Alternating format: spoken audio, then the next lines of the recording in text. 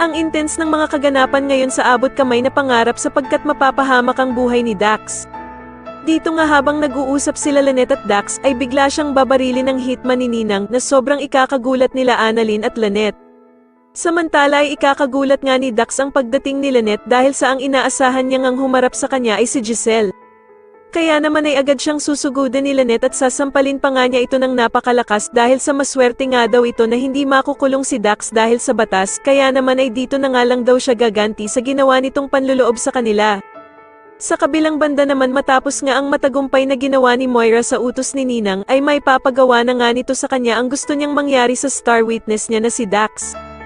Dito nga ay tatawagan si Ninang ng kanyang hitman para sabihin sa kanya na handa na nga daw siya at nasa mismong lugar na siya ng kanyang target. Sasabihan naman siya ni Ninang na kung papalpak nga daw ang hitman sa utos nito at hindi niya mapatay ang target ay hindi nga daw siya nito babayaran. Agad naman siyang sasagutin ng hitman na kung kailan nga ba daw siya sumablay sa utos nito at siya na nga daw ang bahala sa target nitong si Dax. Samantala ay makikipag-usap naman si Zoe sa ama niyang si Doc Carlos dahil sa pinagbabantaan nga daw siya ni Dax na isusumbong sila nito. Magugulat naman si Doc Carlos sa plano ng anak niyang si Zoe na kailangan nga daw nila burahin na si Dax dahil sa para nga daw itong bomba na naghihintay lamang sumabog. Agad namang tatawagan ni Zoe ang ina niyang si Moira upang paalam nga dito ang pagbabantang ginagawa sa kanya ng star witness nito na si Dax.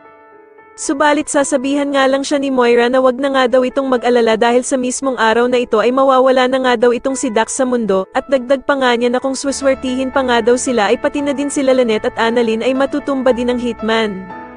Sa kabilang banda naman ay gulat nga itong sila Annalyn at Lynette dahil habang kinakausap nila itong si Dax ay may bigla na lamang lalaki na babaril dito sa mismong harapan nila. Sa tingin nyo nakaligtas kaya sila Annalyn at Lynette sa ginawang pang-aambush kay Dax? Mas lalo na nga talagang nagiging exciting ang mga susunod na kaganapan kaya naman ay mas lalo pa nating abangan ang mas lalong gumigandang abot kamay na pangarap. Maraming salamat po sa inyong panunood at sana po ay masubscribe nyo ako. Maraming salamat po.